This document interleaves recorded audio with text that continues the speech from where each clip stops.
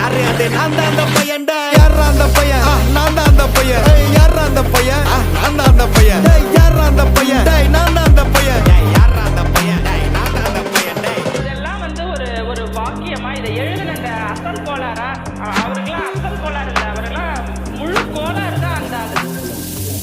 ஆளு.